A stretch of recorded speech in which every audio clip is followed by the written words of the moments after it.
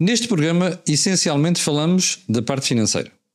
Mas há outro aspecto crucial para o sucesso das empresas, que é a saúde mental de quem lá trabalha. E é disso que vamos falar no programa desta semana. Venha daí. Então seja bem-vindo a mais um Capital de Sucesso. O Capital de Sucesso, como sabem, é um programa aqui do canal do Cor Dinheiro com muito sucesso, devo dizer. Já agora não estou a brincar. Tenho que começar por agradecer aos espectadores pela preferência que têm dado. É o programa mais recente do canal e, de facto, estamos com audiências muitíssimo elevadas. Bom, mas dizia eu, é um programa que nós criamos aqui para ajudar a financiar empresas. Seja via crowdfunding, seja venture capital, bom, seja o que for. A ideia é, bem, nós não queremos ser antibancos.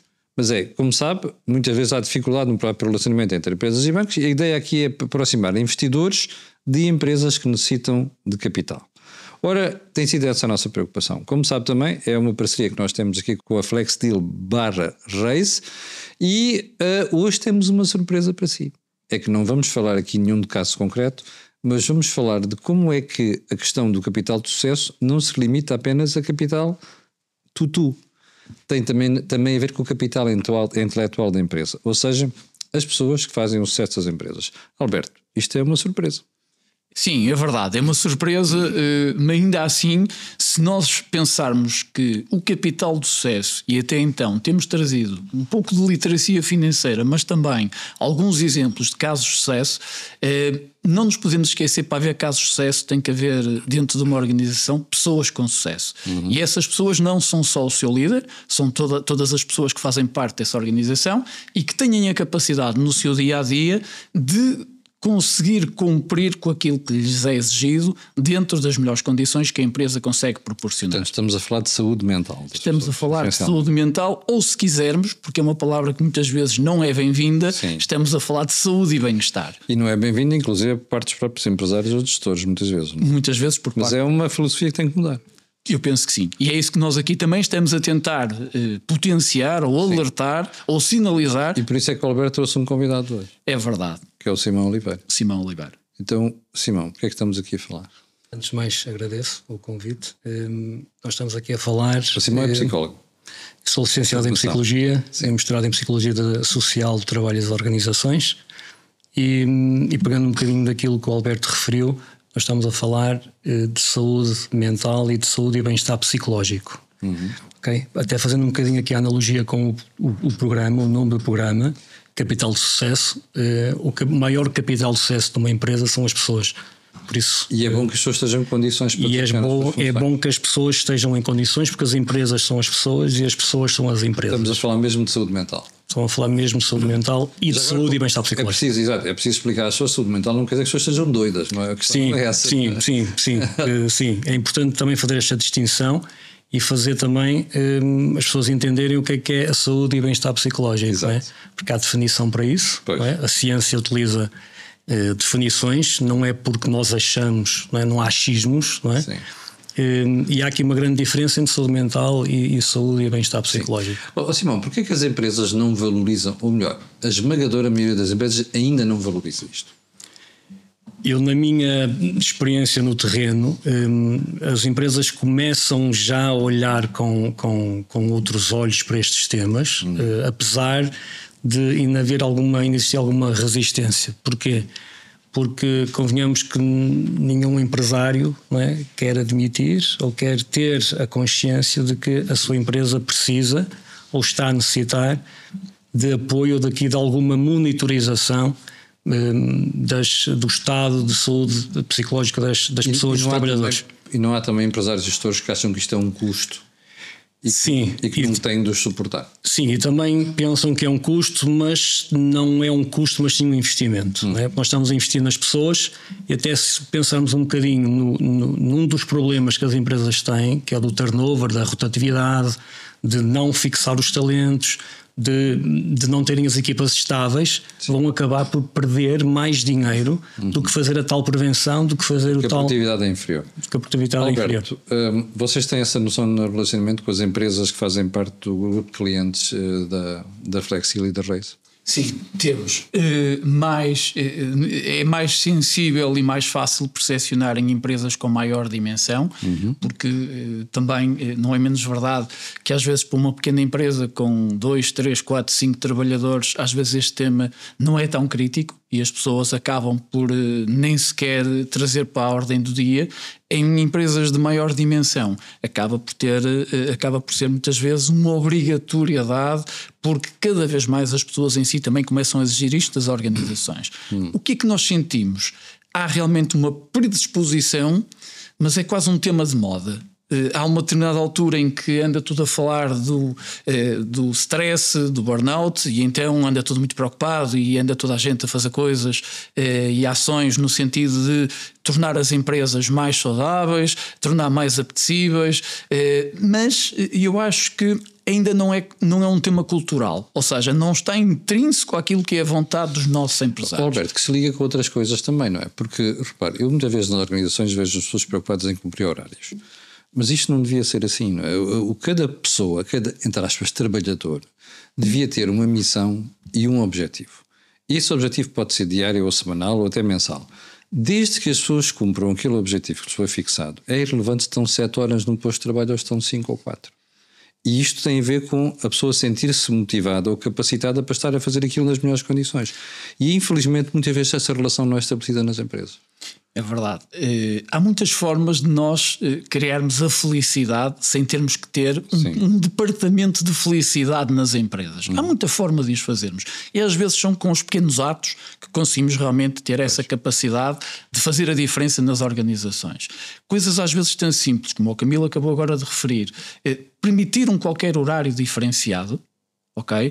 Já é uma liberdade tal que amanhã pode permitir o equilíbrio entre a vida profissional e a vida pessoal das pessoas. Desde que a pessoa cumpra o seu objetivo. Foi fixado. Exatamente. Agora, qual é muitas vezes a dificuldade deste equilíbrio? É que realmente muitas vezes, e nós temos tendência para a preguiça, quando não estamos sobre determinado tipo de regras ou controle, podemos não ter a capacidade por nós próprios de cumprirmos com essa obrigação. Mas deve acontecer. Tem que haver essa avaliação. Exatamente, claro que sim. Claro que sim. Alberto, há bocado em off nós falamos, vou pedir à Regi para pôr no ar a imagem. Há bocado estávamos a falar de uma ideia que vocês tiveram precisamente e por isso é que lançaram o desafio ao Simão. Sim. De que desafio é que estamos a falar? Nós andamos a falar no tema do burnout e do stress já há bastantes anos. E aqui, não sei se com propriedade ou não, mas ainda antes mesmo de haver Antes de ser moda, já nós tivemos e lançamos um desafio, neste caso à equipa, nomeadamente da Escola de Psicologia da Universidade do Porto, em encontrarmos aqui programas e podermos ter uma intervenção direta de forma a podermos ajudar um conjunto de empresas ou de organizações. Do universo com quem vocês trabalham? Também, mas não só. Okay. Um dos grandes impactos que eu considero que temos, e o Simão poderá falar sobre isso com mais propriedade, é efetivamente um conjunto de, eu diria, diagnósticos e acompanhamento que fazemos nomeadamente ao nível das forças de segurança.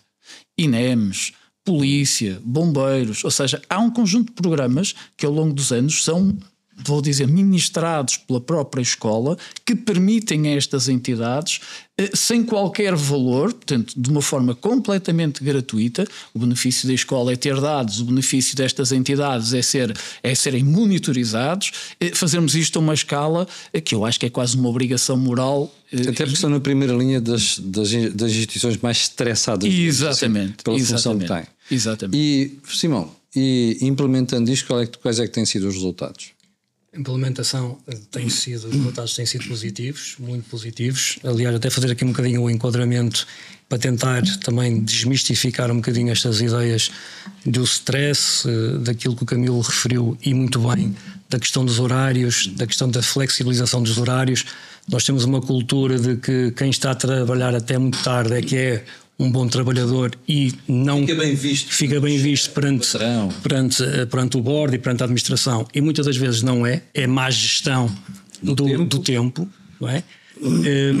E nós estamos aqui a falar da sustentabilidade e da prosperidade das organizações numa questão do stress, que também tem que existir stress. Não é? Essa velha ideia, eu não sei trabalhar sem stress. Essa velha ideia que não temos de ter stress é uma ideia errada. Aliás, o stress não existe, existe a percepção de stress, porque o que é stress para mim, para o Camilo, pode não ser, o que é stress para o Camilo, para mim, pode não ser, e nós temos que ter stress. Okay? Até é a adrenalina que puxa por nós. Nas equipas de competição, de desporto, é preciso ter o stress pré-competitivo para ter a reação. Agora, quando os trabalhadores não têm ferramentas, não é, para lidar com esse mesmo stress, aí é que esse stress passa a ser um stress negativo e aí é que pode começar a condicionar o equilíbrio psicológico, o aparecimento da doença física e mental.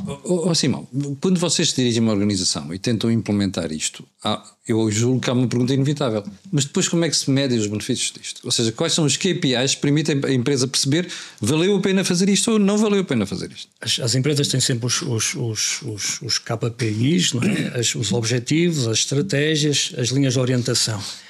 Nós, para fazermos esta abordagem, não é, utilizamos instrumentos de avaliação. Não é? Já agora deixa-me só interromper, que temos aqui uma imagem que eu acho que é bem interessante, porque diz que mostra ali os custos, não é, do stress e problemas de saúde psicológica no trabalho. Sim. Nas PME, nas grandes empresas. Isto é um relatório. Isto foi um relatório que a Ordem lançou em fevereiro de 2023, não é? Com dados de 2022 comparativos a dados de 2020. Okay. 2020 para 2022 há um aumento da perda da produtividade, ou melhor, há um maior custo. Isto devido sempre ao absentismo, ao presentismo e isto causado pelo stress. O absentismo e o presentismo. O absentismo é algo que pode acontecer, um trabalhador pode, durante um ano, pode faltar, não é?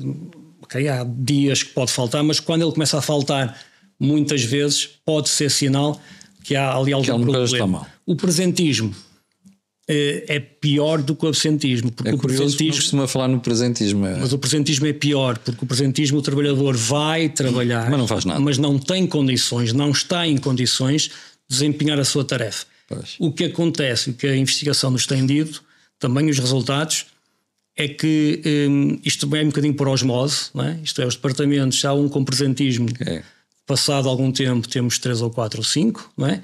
E depois também a Covid, a pandemia, isto começa a ser falado muito mais depois da pandemia, não é? Por tudo aquilo que aconteceu, até nas organizações, e porque as pessoas com algum receio de perderem não é, a receita, mesmo que não se sintam bem, vão trabalhar. E depois o que é que acontece?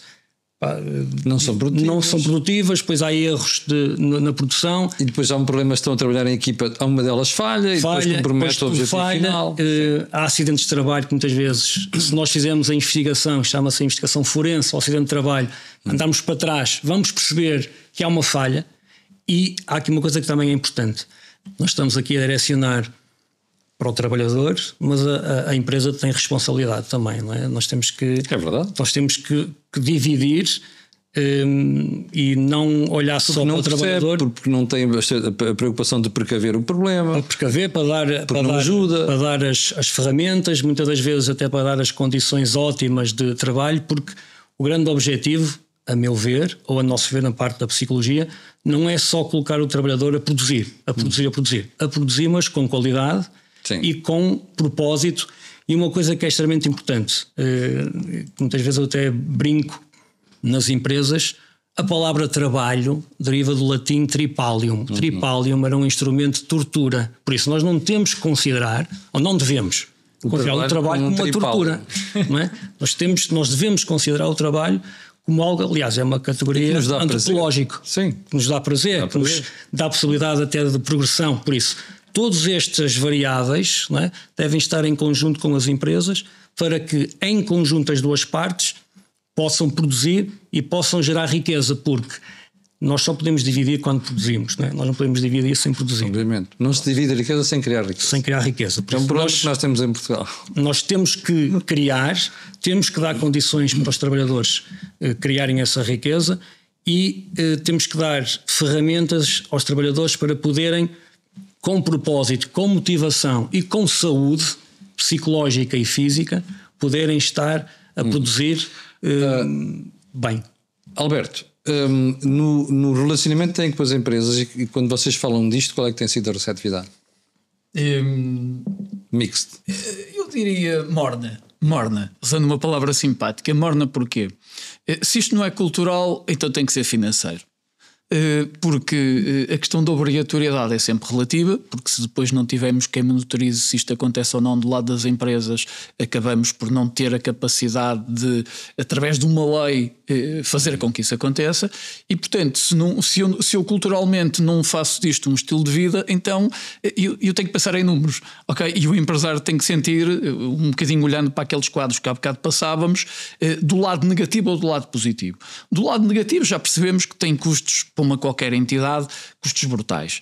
Porque se eu perco uma pessoa, e há aqui vários custos intrínsecos, que é o que eu vou gastar no processo de recrutamento e o tempo, e depois a adaptação do que eu vou gastar a formar essa pessoa. E mais, se eu não resolvi o problema da empresa, essa pessoa amanhã provavelmente vai estar a sofrer do mesmo que a pessoa que ele foi substituir provavelmente sofreu. O que significa que isto é um processo doentio em que não estamos a resolver rigorosamente nada. Para terem ideia, e está aprovado isto também, portanto há números que demonstram isto, 1 euro de investimento no benefício da saúde e bem-estar dos colaboradores, em média, tem um retorno de 4 a 5 euros. Estamos a falar de 4, 5 vezes mais. Se isto não é motivo suficiente para qualquer empresário tomar medidas... O problema é que às vezes as pessoas olham, sobretudo quem está a gerir, para aquele trimestre, para aquele ano, e depois descuram esta parte precisamente. Verdade. Bom, foi o capital de sucesso desta semana. E foi um capital de sucesso, como percebeu, com surpresa. Não é? Porque nós não costumamos falar destas questões, falamos essencialmente de financiamento. Mas como dizia o Alberto e o Simão, isto são questões fundamentais depois para perceber aquilo que é a produtividade e, como sabe, a produtividade é a verdadeira medida da riqueza de uma empresa e de uma economia.